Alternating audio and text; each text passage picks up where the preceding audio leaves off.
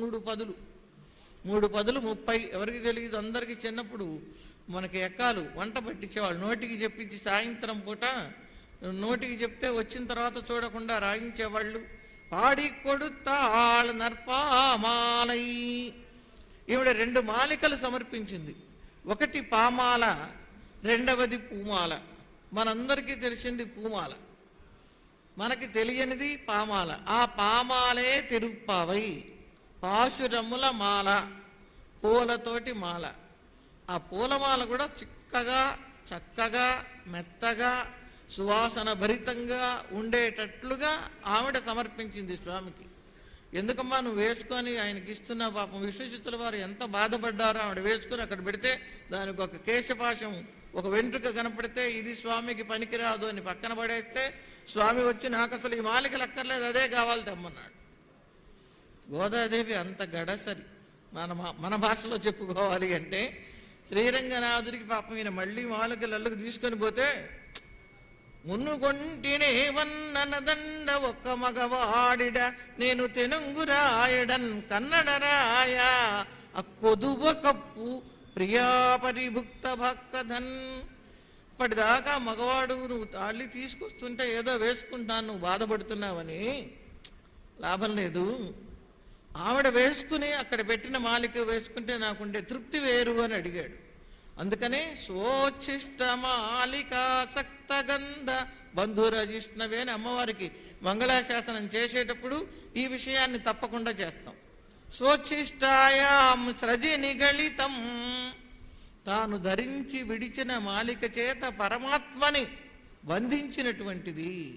ఈవిడ ఇలా బంధించటానికి పెద్దలు చెప్పినటువంటి మరొక కారణము, ఆ రోజు యశోదమ్మ తాడితో కట్టేస్తే స్వామికి నడుముకి ఒరుసుకొని పోయి పుండుబడి మచ్చబడింది. తల్లి కనుక ఎట్లయినా దండించవచ్చు, నేను అలా దండిస్తే స్వామి తట్టుకోలేడు అని ప్రతి పూలమాల తాను వేసుకుని, ఇది కాడ గుచ్చుకోవటం లేదు, ఇది పువ్వు అడుగున ఉన్న ఆ రేఖలు గుచ్చుకోవటం లేదు, ఇదైతే స్వామికి బాగుంటుంది అని స్వామికి ఈ దండ బాగుంటుందా బాగుండదా అని నిర్ధారించటం కోసంగా ముందుగా తాను అలంకరించుకొని స్వామికి సమర్పించింది అని తమిళంలో వ్యాఖ్యాతలు చెప్పారు. ఇది ఎంత అద్భుతంగా ఉంది. ఆ దామోదర లీల కూడా మనకు 5వ పాచురంలో వస్తుంది. అందుకని ఆవిడ తాను ధరించినటువంటి మాలికలు సమర్పించినది పామాల అంటే పాచురములను రోజు స్వామి యొక్క దివ్య గుణాలని పూజ అయిన తర్వాత హారతి ఇస్తూ ఆవిడ రోజుకు ఒక పాట పాడింది. పాశురము అంటే మనం తెలుగులో పద్యం అంటాము, శ్లోకం అంటారు సంస్కృతంలో. అలాగే తమిళంలో పాశురం అంటే పాడుటకు యోగ్యమైనటువంటిది, అంటే ఇది గద్యం కాదు పద్యము అనేటటువంటి పాశురం. పూమాలై, అలాగే చక్కటి పూలమాలని సమర్పించినటువంటిది. ఆ విల్లిపుత్తూరులో వరిచేలలో హంసలు తిరుగుతున్నాయి అమ్మవారు ఆవిర్భవించడం. ఇవాళ మనకి అసలు వరిచేలలో నీళ్లు కనపడటం లేదు, కనపడ్డ చేప పిల్లలు కూడా కనపడటం లేదు. చేపల్ని వర్ణించారు అమ్మవారు, త్రుళ్ళి పడుతున్నాయి, ఎగిరి పడుతున్నాయి నీళ్లల్లోనని.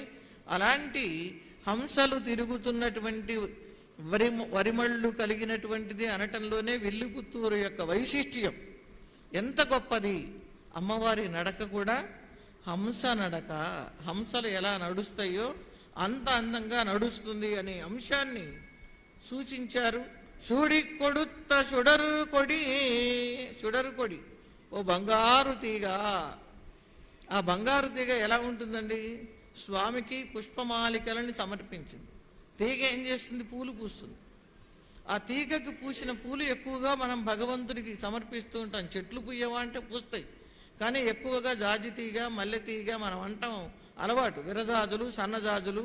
స్వామికి మనం సమర్పించేటటువంటి పుష్పంలో ముఖ్యంగా 3 లక్షణాలు ఉండాలి. 1 మంచి సువాసన ఉండాలి, 2 సుకుమారం ఉండాలి, సౌగంధ్యం, సౌకుమార్యం, సౌందర్యం. కేవల సౌందర్యానికి ఎప్పుడు పీట వేయాల. పెద్ద పెద్ద పూలు వేస్తే స్వామి పాదాలు కందిపోతాయని సన్నజాజులని, మల్లెలని, మొల్లలని ప్రధానంగా చెప్పారు. అటువంటి సుకుమారమైనటువంటి తల్లి బంగారు తీగ. ఈ బంగారు తీగ అంటే తీగకి ఎప్పుడూ ఒక ఆశ్రయం ఉండాలి.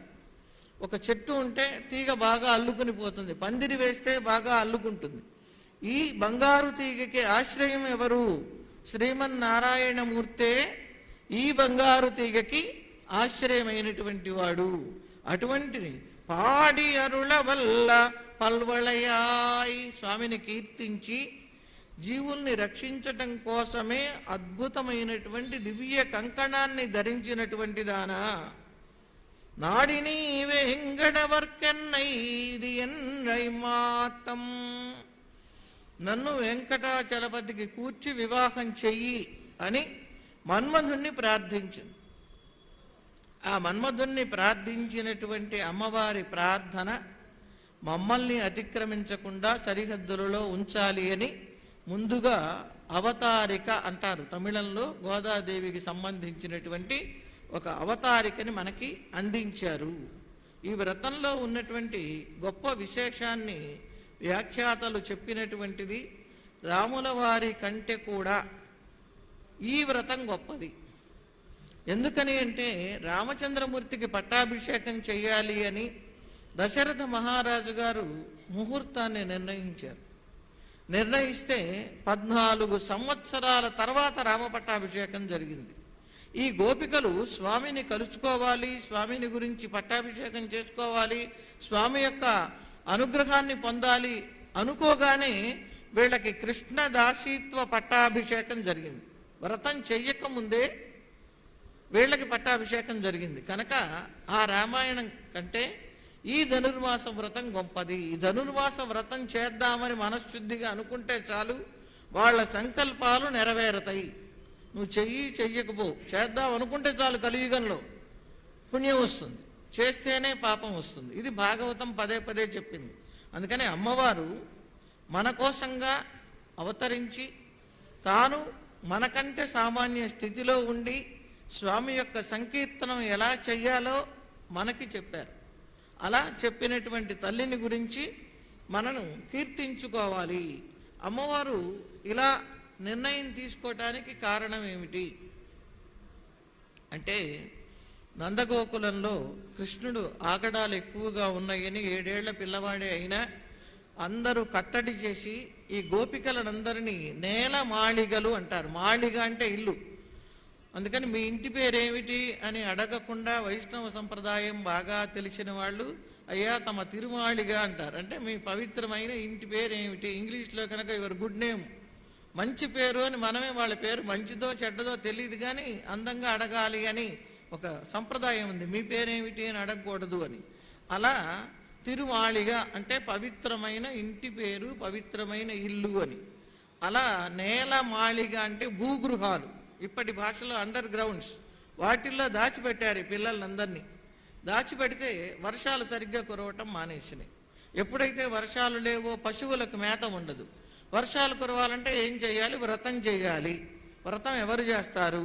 నాకు 70 ఏళ్ళు, నేను చలికి పనికిరాను, నాకు 10 ఏళ్ళు, నేను చెయ్యలేను. సరే, మరి ఎవరి చేత చేయించాలి వ్రతం? ఆడపిల్లలే చెయ్యాలి, కన్నె పిల్లలే చెయ్యాలి. అయితే ఎవరు? ఇంకెవరున్నారు? మన గోపికలే. మరి తెల్లవారుజామున 4 గంటలకు యమునా నదికి వెళ్ళి వీడు స్నానం చేస్తే వీళ్ళకి రక్షకుడు ఎవరు? ఆ కృష్ణుడిని ఇచ్చి పంపిద్దాం. ఆ నేలమాళికలంటే భూగృహాల్లో కృష్ణుడి కోసం అల్లాడిపోతున్నటువంటి గోపికలకి కృష్ణ పరమాత్మనే ఇచ్చి నదికి స్నానం చేయడానికి పంపించటమే వాళ్ళ కోరిక తీరింది వ్రతం చెయ్యకముందే. ఎప్పుడైతే పెద్దలు ఈ నిర్ణయం చేశారో వెంటనే వాళ్ళ కోరిక తీరింది. అందుకని కృష్ణదాసిత్వ పట్టాభిషేకం వాళ్ళకి జరిగింది.